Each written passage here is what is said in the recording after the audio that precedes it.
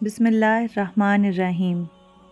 آج ہم اس ویڈیو میں جانیں گے کہ درود پاک پڑھنے کے کتنے فضائل ہیں، اور صرف درود پاک ہی وہ ورد ہے کہ جسے بے دہانی میں بھی پڑھا جائے تو قبول ہوتا ہے اور ثواب بھی ملتا ہے، اور جب دھیان لگا کر پڑھیں گے تو اس سے بہتر اور کوئی عبادت نہیں۔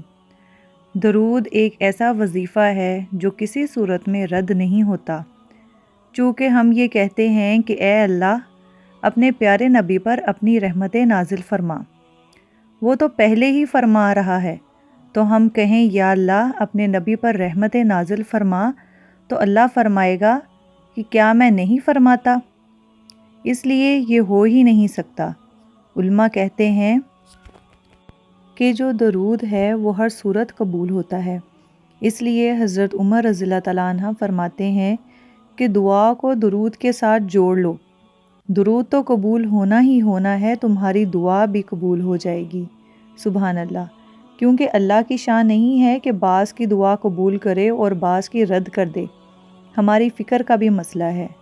اگر آپ نے کسی سے سودا لیا اور اس میں کوئی صحیح چیز آ گئی اور کوئی ردی چیز آ گئی، اب یہ نہیں کر سکتے کہ صحیح آپ رکھ لیں اور ردی واپس کر دیں، یا تو صحیح کے ساتھ وہ ردی بھی قبول کرنا ہوگی یا پھر صحیح بھی واپس کرنا ہوگی۔ یہ نہیں ہوگا کہ مرضی کی رکھ لی۔ تو اللہ تعالیٰ کے حضور جب درود کے ساتھ دعا مانگی جائے تو اللہ چھانٹ کر الگ نہیں کرتا کہ میں نے یہ قبول کرنی ہے۔ درود کے ساتھ جو مانگی ہوئی دعا بھی اللہ کے مستجاب فرما لیتا ہے، وہ بھی قبول فرما لیتا ہے۔ درود پاک وہ بابرکت عمل ہے جو اہل ایمان کو تعلیم دیا گیا۔ علماء نے لکھا کہ زندگی میں ایک مرتبہ درود شریف پڑھنا فرض ہے، اور جب حضور صلی اللہ علیہ وسلم کا نام لیا جائے اس وقت درود پڑھنا واجب ہے۔ اس کے علاوہ دیگر مقامات پر بھی درود پڑھنا لازمی ہے۔ علماء نے اور نمایاں 40 مقامات بیان کیے جہاں درود شریف پڑھنا مستجاب ہے، اور دیگر مقامات پر درود شریف پڑھنا مکروہ بھی ہے، جس طرح واش روم اور اسی طرح اور دیگر جگہیں اور احوال ہیں جہاں درود شریف نہیں پڑھا جائے گا۔ اور درود وہ واحد بابرکت وظیفہ ہے جو مقبول بارگاہ عمل ہے کہ جس کو جتنی بار مرضی پڑھو، ایک تو طبیعت میں اکتاہٹ نہیں ہوتی، آدمی تھکتا نہیں ہے، اور دوسرا اس عمل کی برکتیں اتنی ہے، اس کا ثواب اتنا ہے کہ حضور نبی رحمت صلی اللہ علیہ وسلم کا فرمان ہے۔ حضرت ابو ہریرہ رضی اللہ تعالیٰ عنہ سے سماعت کر لیجئے کہ حضور صلی اللہ علیہ وسلم نے ارشاد فرمایا، جو میرے اوپر ایک مرتبہ درود پڑھتا ہے اور اللہ اس کے اوپر 10 رحمتیں نازل فرماتا ہے۔ سبحان اللہ، یہ اس بابرکت وظیفے کا نتیجہ ہے جو بندے مومن کو نصیب کر دیا جاتا ہے۔ دوسری روایت حضرت انس بن مالک رضی اللہ تعالیٰ عنہ سے مروی ہے، فرمایا کہ جس کے سامنے میرا ذکر کیا جائے اس کو میرے پر درود پڑھنا چاہیے، اس لیے کہ جس نے ایک مرتبہ درود پڑھا اللہ اس پر 10 رحمتیں نازل فرماتا ہے۔ سبحان اللہ۔ علماء نے ایک بہت خوبصورت بات لکھی، وہ کہتے ہیں کہ اصل میں درود پڑھ کر اپنے لیے رحمت طلب کرنا ہوتا ہے رب سے، چونکہ مصطفیٰ کریم صلی اللہ علیہ وسلم ہمارے درود کے محتاج نہیں کہ بندہ کہتا ہے کہ درود پڑھ لو۔ جب ہم نہیں تھے تب بھی حضور پر درود پڑھا جا رہا تھا۔ سبحان اللہ، جب کائنات کو خلق وجود بھی نہیں دیا گیا تھا، مصطفیٰ پر درود اس وقت بھی پڑھا جا رہا تھا، تو یہ ہم اپنی سعادت مندی حاصل کرتے ہیں۔ اس کی مثال یہ ہے کہ جو مانگنے والے ہوتے ہیں وہ 2 طرح کے ہوتے ہیں۔ ایک وہ ہے جو ڈائریکٹ دروازے کو دستک دے کر صاحب خانہ سے مانگتے ہیں۔ صاحب خانہ اپنی توفیق کے مطابق دیں یا نہ دیں وہ ان کی مرضی۔ اور مانگنے والوں کا ایک اور طریقہ ہوتا ہے، وہ مانگتے نہیں، کسی شخص کے دروازے پر کھڑے ہو کر اسے دعائیں دینے لگتے ہیں۔ تیرے بچوں کی خیر، تیرے والدین کی خیر، جو داداؤں سے شروع ہوتے ہیں اور نیچے نسل تک آتے ہیں۔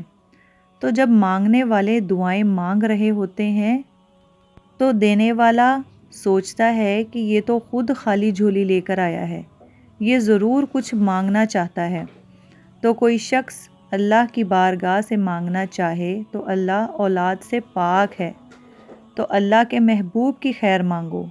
اللہ سے ایک بار خیر مانگو گے، اللہ 10 رحمتیں جھولی میں ڈال دے گا۔ تو مانگنے کا ایک مہذب طریقہ ہے جو اہل ایمان مانگتے ہیں۔ اگر سارے وظیفے چھوڑ کر صرف درود پڑھا جائے تو آپ دیکھیں گے کہ یہ کتنا بابرکت وظیفہ ہے، جس کی تعلیم حضور پاک صلی اللہ علیہ وسلم نے فرمائی ہے۔ امام طبرانی نے اپنے معجم میں روایت کیا ہے، حضور صلی اللہ علیہ وسلم فرماتے ہیں جو مجھ پر ایک بار درود پڑھتا ہے اللہ تعالیٰ اس پر 10 رحمتیں نازل فرماتا ہے، اور جو 10 مرتبہ درود پڑھتا ہے اللہ اس پر 100 رحمتیں نازل فرماتا ہے، سبحان اللہ۔ اور جو مجھ پر 100 مرتبہ درود پڑھتا ہے تو اللہ اس کی 2 آنکھوں کے درمیان میں لکھ دیتا ہے کہ یہ بندہ منافق میں نہیں ہے، دوزخی بھی نہیں ہے، سبحان اللہ۔ نفاق سے اور دوزخ سے بری لکھ دیا جاتا ہے، اور قیامت والے دن اللہ تعالیٰ جس مرتبے پر شہداء کو کھڑا کرے گا اسی مقام پر درود پڑھنے والے کو ٹھہرائے گا، سبحان اللہ۔ یہ ثواب ہے اس شخص کے لیے جو حضور صلی اللہ علیہ وسلم پر کثرت سے درود پڑھتا ہے۔ حضرت عبد الرحمن بن عوف رضی اللہ تعالیٰ عنہ سے ایک روایت سنیے۔ یشرا مبشرہ سے ہیں، جلیل القدر صحابی ہیں، اور صحابہ میں سب سے زیادہ امیر صحابی بھی یہی ہیں۔ 1,44,000 صحابہ میں سے امیر ترین صحابی حضرت عبد الرحمن بن عوف رضی اللہ تعالیٰ عنہ ہی ہیں۔ آپ فرماتے ہیں، ترجمہ، کہتے ہیں ایک دن حضور صلی اللہ علیہ وسلم گھر سے باہر تشریف فرما ہوئے، مسجد نبوی سے نکلے تو میں بھی حضور کے پیچھے پیچھے چل پڑا، یہاں تک کہ حضور کھجوروں کے ایک باغ میں تشریف فرما ہو گئے۔ میں بھی اس باغ میں حضور کے پیچھے چلا۔ میں نے کیا دیکھا، حضور صلی اللہ علیہ وسلم نے سجدہ فرمایا، اور سجدہ اتنا لمبا تھا کہ مجھے ڈر لگا کہ حضور علیہ السلام کا وصال ہو گیا، کہ حضور نے سر انور رکھا سجدے میں اور اٹھا ہی نہیں رہے تھے۔ میں ڈرا اس بات سے کہ حضور کا وصال نہ ہو گیا ہو۔ تو کہتے ہیں کہ میں دیکھ ہی رہا تھا کہ حضور صلی اللہ علیہ وسلم کا سر انور اٹھا تو میرا رنگ اڑا ہوا تھا، میری طبیعت پر ایک عجیب کیفیت تھی۔ حضور نے سر اٹھایا اور مجھے اس حالت میں دیکھا، کہا کہ اے عبد الرحمن تجھے کیا ہو گیا؟ میں نے کہا جو مجھے ہوا تھا میں نے وہ بتا دیا، میں تو ڈر گیا تھا، کیونکہ صحابہ کی زندگی ہی تو حضور کے نام سے تھی، اور آقا کریم کی زندگی کے ساتھ ہی تو وہ جیتے تھے، حیات تھے، بلکہ اڑتے تھے۔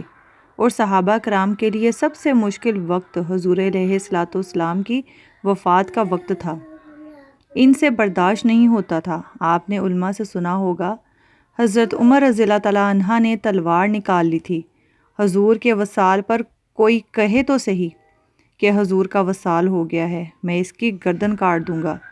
روتے تھے، عجیب کیفیت تھی۔ حضرت ابوبکر صدیق رضی اللہ تعالیٰ عنہ نے آگے ہاتھ کیا، لیکن حضرت عمر ان کی بات سننے کو بھی تیار نہیں تھے۔ حضرت بلال چیخیں مارتے تھے۔ حضرت سیدہ فاطمہ رضی اللہ تعالیٰ عنہ کہتی تھیں، لوگو میرے اوپر جو مصیبتیں ٹوٹ پڑی ہیں، اگر وہ سفید دلوں پر پڑتی تو وہ بھی کالی راتیں بن جاتی۔ اتنی مصیبتیں آ گئیں۔ حضور کے وصال پر صحابہ کی یہ کیفیت تھی۔ حضرت زید بن عبداللہ اپنے باپ کو پانی دے رہے تھے۔ حضرت امام زورقانی نے لکھا ہے کہ انہوں نے اپنے باپ سے کہا کہ ابا جی کوئی بات سنی ہے؟ فرمایا کیا؟ بولے حضور کا وصال ہو گیا۔ حضرت زید نے یوں ہاتھ اٹھائے اور بولے، اے اللہ مجھے اندھا کر دے، آنکھوں کے چراغ اسی لیے روشن تھے کہ تیرے حضور کو دیکھتا تھا، اب حضور اس دنیا سے چلے گئے ہیں تو میں نے آنکھوں کے چراغ کیا کرنے ہیں۔ اللہ تعالیٰ نے ان کی دعا فوراً قبول فرما لی اور وہ نابینا ہو گئے۔ کسی نے بعد میں جا کر ان کے پاس افسوس کیا کہ بڑا افسوس ہوا تمہاری آنکھوں کی بینائی جاتی رہی ہے، تو آپ فرمانے لگے تمہیں افسوس ہوا ہوگا، مجھے تو کوئی نہیں ہوا، میں حضور کے سوا کسی کو دیکھنا ہی نہیں چاہتا۔ اور اعلیٰ ظرف فرماتے ہیں، کون نظروں پہ چڑھے دیکھ لے جلوہ تیرا، تو جس نے آپ صلی اللہ علیہ وسلم کو دیکھا وہ کسی اور کو کیوں دیکھے؟ یہ صحابہ کی کیفیت تھی۔ اب آتے ہیں دوبارہ اسی بات کی طرف، جب حضرت عبد الرحمن بن عوف رضی اللہ تعالیٰ عنہ حضور صلی اللہ علیہ وسلم کو اتنے لمبے سجدے میں دیکھ کر گھبرا گئے۔ فرمایا مجھ پر جو بیتی تھی میں نے وہ صاف صاف بتا دی، تو حضور صلی اللہ علیہ وسلم نے فرمایا سنو کہ جبریل امین میرے پاس آئے اور انہوں نے مجھے آ کر کہا کہ حضور صلی اللہ علیہ وسلم میں آپ کو بشارت نہ دوں کہ رب کیا کہتا ہے؟ وہ یہ کہتا ہے، فرمایا کہ میرے پاس جبریل آئے تھے، مجھے رب کا پیغام دیا کہ محبوب آپ کا رب کہتا ہے کہ آپ کا جو امتی آپ پر درود پڑھے گا میں رب ہو کر اس پر درود پڑھوں گا، سبحان اللہ، اور آپ کا جو امتی آپ پر سلام بھیجے گا میں رب ہو کر اس کو سلام کروں گا، سبحان اللہ۔ حضور فرماتے ہیں تو میں پھر سجدہ نہ کرتا، شکر کا سجدہ اتنا لمبا نہ ہوتا کہ اتنا کرم ہوا کہ جو میرا امتی مجھ پر درود پڑھے گا تو اللہ اس پر درود پڑھے گا، سبحان اللہ۔